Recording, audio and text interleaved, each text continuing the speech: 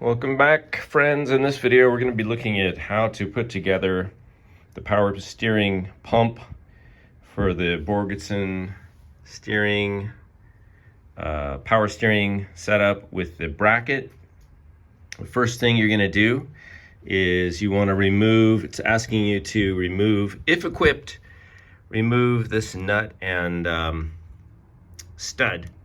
These are already loose, but FYI, the nut is 11/16. You can use a socket.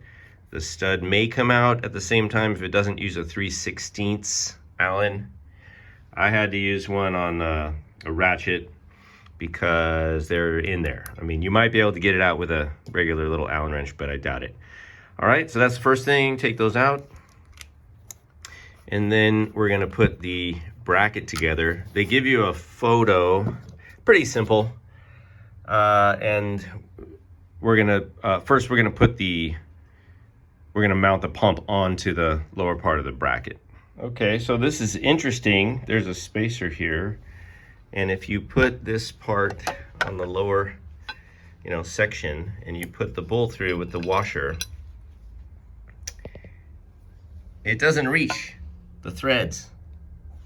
There's literally not enough thread. I can push it all the way in and it doesn't even start to grip. So now I gotta do some research. That's very weird though. All right, moving on. Well, rather than try to find a different bolt, I just put one of the studs back in there. It's kind of like this. And then I put the washer and the nut on. It fits perfect. So that's what I'm going with. The top is a little loose because this is your adjuster, and I put a little bit of silicone oil in there. Next, you put the front part of the bracket on. You put the bolt and washer in the lower part so it can hinge on that. And then you're going to put these two, when you mount it to the engine block, you're going to use these two long bolts to mount it. And that's it. Pretty simple. Before I install the pump, I thought it might be a good idea to connect the hoses. There's a return hose which has this brass-like fitting, and the opening is bigger. And then also you're gonna just attach the end to the pump with, I guess, this. I might use two or a different one, I don't know.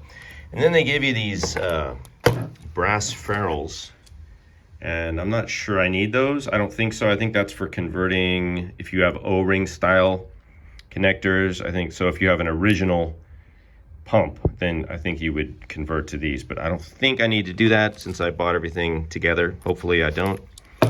But let's liberate these, and we'll attach it to the pump.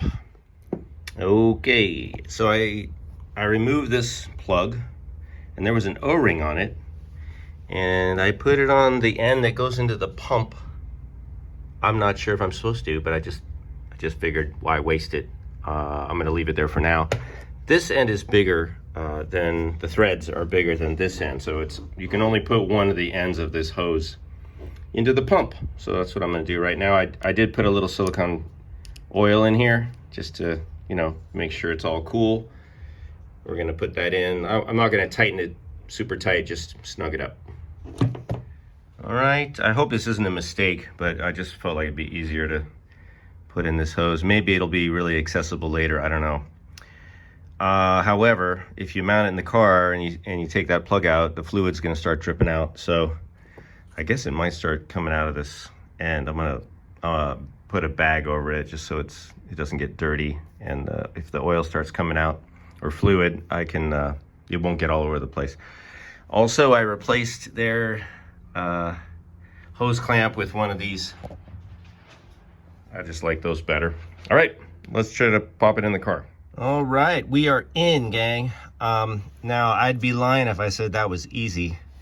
So you got these two long bolts, and I used a 7/16, what is it? Yeah. No, 732. Wow. 732 Allen socket. But let me just tell you, I mean, your engine's going to be different, but this is a manual car, right? So these holes down here in the block were not being used. And the bottom one, I'm just giving you my story here. The bottom one, every time I put it in, it felt like it was cross-threading. And I was like, what is going on? The top one was going in okay. The bottom one was just not going in. So I pulled it out, pulled everything off, got the my chasing, threader back, and I started screwing it in, and all this like goop came out. It's like this, thick grease. So this engine was really greasy when I got it, and I think the hole just filled up with grease. And so when I was trying to put the bolt in, it just basically was pressurizing and it wouldn't go in. I've never had that experience before.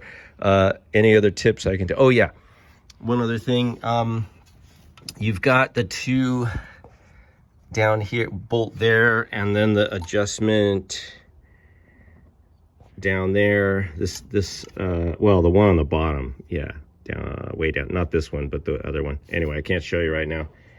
Can we see it? No. The one on the very bottom, you want to keep those loose. In other words, just keep everything loose.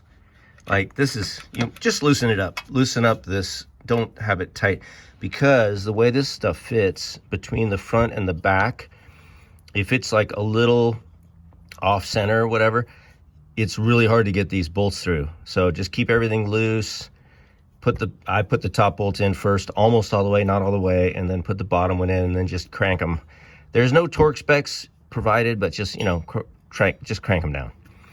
And then lastly, I'm gonna put the pulley on, and we should be pretty much done here. I did, like I said, I put the hoses on first, which I don't think you have to do. Let me go down there and I'll show you how much room there is. All right, so this is the view from the back. Those of you with power steering will be familiar with this, but there's plenty of room on here to work. Now you can already see, because this is just loosely connected, it's leaking, so I got to tighten that. And then my other kind of question is, what about that return line? It's pretty binding, so I don't know what's supposed to happen with that. I don't know if it's supposed to go maybe under here and then up over here. I don't know. I'm gonna ask some people. But this is what I was talking about earlier. You got to loosen this and loosen the front until you get the brackets in tightened up over here, and then tighten this down. So I'm going to tighten all this up right now. Welp, my plans have been foiled, because you can't get this on once the pump is in place. You can't, there's no way that's going on there. So unfortunately, I got to take the pump off. I can take it off of the bracket. I don't have to take the bracket out. But man, it's always something, you guys. Maybe I can go to a single pulley, I'm thinking also, because this is really thick. And I don't need a double pulley because I'm only using this one. I think I might do that. I'll just buy a new pulley. Maybe I can sell this one, as it's pretty new, brand new, and it's beefy. Oop, and it's also a little bit scratched up now. But yeah, I'll look into that. Maybe I can get a single on there. I don't know. Anyway, live and learn. Alrighty, I think I'll end this video with just a comparison in size, just because I have them, of the old manual steering box and the power steering box. That's it, you guys. Just be prepared to have a lot of different sizes of ratchets and wrenches. Seems like every single bolt and nut it's all different sizes, and it gets down to the 30 seconds. So have a bunch of different size stuff. I'm going to continue once I get the correct pulley, and I get the pulley installed, and then we'll get it together. All right, thanks for watching. Hope this is helpful. See you later.